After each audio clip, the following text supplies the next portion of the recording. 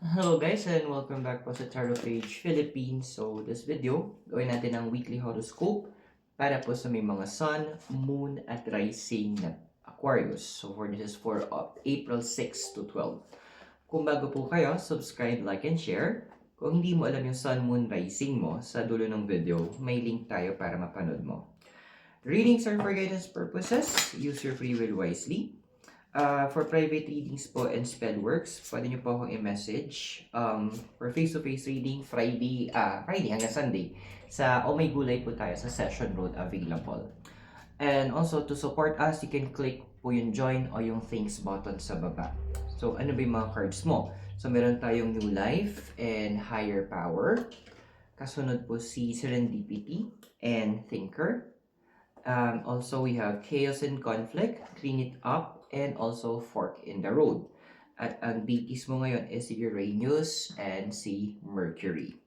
Ano na? Kamusta naman? Ano ba expect natin, Aquarius? Well, sabi nga nila, kung may kailangan magsimula, may kailangan din magtapos. Ando na pinapakita ng card na with the card of the new life that there are things na kailangan tapusin ng universe for now in your behalf. There are things na kailangan na baguhin. Kasi ganito yun eh. Wait lang. Yung may kasabihan na ang isang kamay na nakasara ay hindi pwedeng tumanggap ng panibagong pagpapala. So, andito na pinapakita ng card na gusto mo talaga, di ba, na mag-grow ka. Gusto mo na magkaroon ka ng financial na breakthrough. Ang tanong ng universe sa'yo, ano yung kaya mong bitawan? Ano yung kaya mong i-let go? Ano yung ano yung kita mo na isa-sacrifice mo? So, one example na pwede natin gawin dyan is yung time kay Abraham.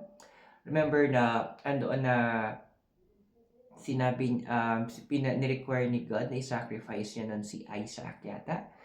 Pero nung willing siya, nung hindi siya nag-atubili, hindi siya nagdalawang isip, then nung andoon na, nung nakita ni God na willing siyang ibigay kahit yung nag-iisa niyang anak, He made him the father of all nations. So same thing then. The bigger the sacrifice, the bigger the offering, the bigger the exchange gift, the bigger and better matatanggap mo. Yung isang Persian story, yung prince na dumaan siya sa isang pulube. Tapos, yung pulube na ando na mamalimos siya. Sabi ng prinsipe, akin na yung laman ng kamay mo. Yung pulube na andoon na alam niya yung pinagkakatiwala niya yung prinsipe, binitawan niya yung 3 kusing na meron siya. Binigay niya sa prinsipe. Ang kapalit nun is mga diamante at ginto. Ganon ang universe. So, kaya nga, yung next card mo dito is higher power. What are you willing to give up? Ano yung, diba? Ano yung risk na ite-take mo? So, pwedeng mga maliliit na bagay. Example, sabihin natin, masyado ka mahilig mag-soft drinks. Masyado kang, andoon na yung matalim ka magsalita. O nag-spend ka ng too much time in their television or social media. Or kung ano mga hindi naman talaga healthy ang dala sa'yo, di ba? So, instead of doing that, yun yung i-sacrifice mo. And then, humingi ka na, yun yung sacrifice mo, yun yung trade-off mo. Then, wait for, sabihin mo, what is it that you want? Pero again, trade-off to ha, bibitawan mo. Ako kasi isa sa mga binitawan ko in my personal life is yung panood ng sine. Before, I love to go to the movie house yung every weekend. Yung parang form of, pang-relax ko.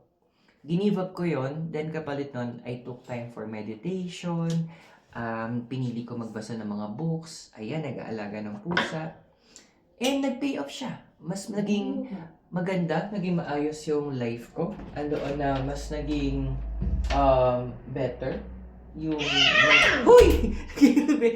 Kaya naging better yung mga bagay-bagay. Ano ba? Sorry. Ay, wag. Naku, masisira. Ayun. So, the cards are saying na this is a trade-off na gagawin mo. And andun kasi na you were asking also the universe with the card of serendipity. Parang, saan ba yung next stop ko? Saan ba ako next pupunta? Well, It's a long way pa. Meron pang mahabang travel kang bubunuin. Kumbaga, etong trade-off na to, nagagawin mo, part lang siya nung process na nilalaan ng universe sa'yo.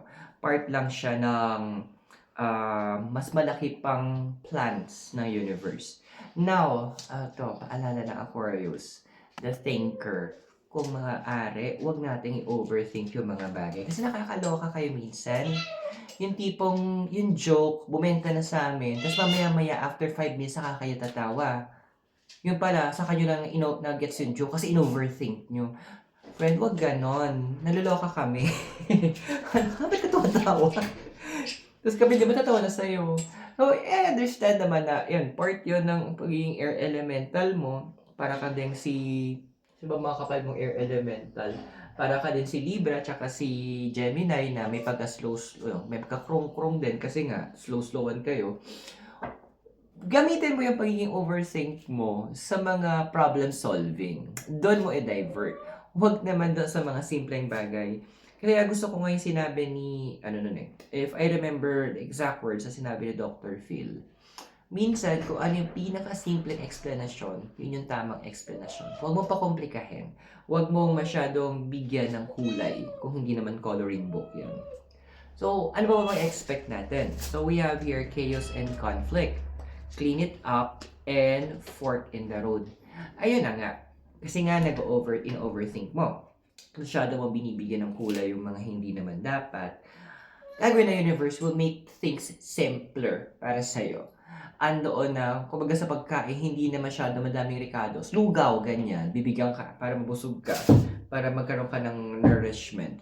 Kumbaga, ibabalik ka ng universe into the basics of understanding, about life, maybe relationships, sa mga bagay-bagay, ipapaalala sa'yo or tuturuan ka ng universe how things really work. So, magtutuloy-tuloy to from April 6 to 9 hanggang about 3 to 9 weeks. Tagal-tagal din.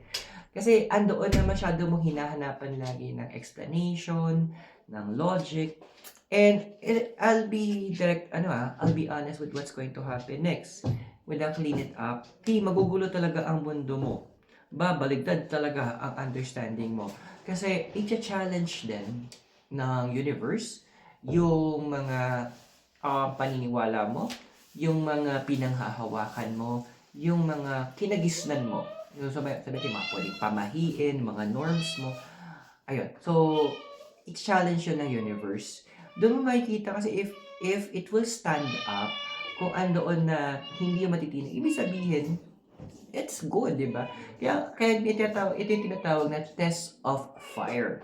Kasi, di ba, ang apoy, lahat ng mga elements na hindi naman ganun importante, yung mga straw, yung mga damo, masusunog yun. Ang may iwan yung mga precious stones and precious na mga bakal like gold, silver, di ba? Yung mga diamonds, yun yung maiwan. So, idadaan ka talaga sa test of fire. At this is a chaotic process. Especially kapag hindi mo nilet go tong mga to. Masyado mong ilalaban. Kaya diba, gusto ko yung kanta doon sa Tangled, Mothers Knows Best. So, palitan natin ang content. The universe knows best.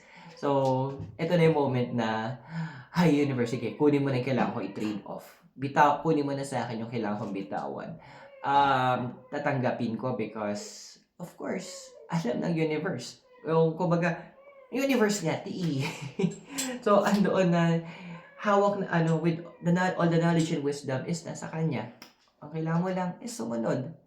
And what I can promise, na kapag nag-give in ka doon sa plano universe, para ka lang humiga sa salbabida, tapos andoon na umaagos ka sa isang dalisay na ilog, papunta sa malawak at malawak at magandang karagatan.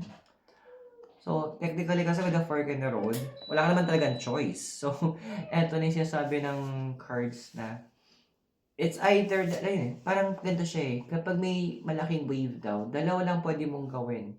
Banggain mo yan and good luck sa'yo. Or, the best option is to ride the wave para madala ka niya sa places na hindi mo pa na-imagine. So, yeah, Aquarius, time to ride the wave for Because, sabi nga ni Uranus, so innovation, chaos, and change.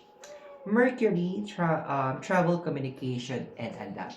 So, hindi talaga malabo na magkakaroon ka ng total makeover once na you let go of the things sa trade-off na hindi na talaga nag-work para sa'yo. Why? Because the universe wants what is best for you.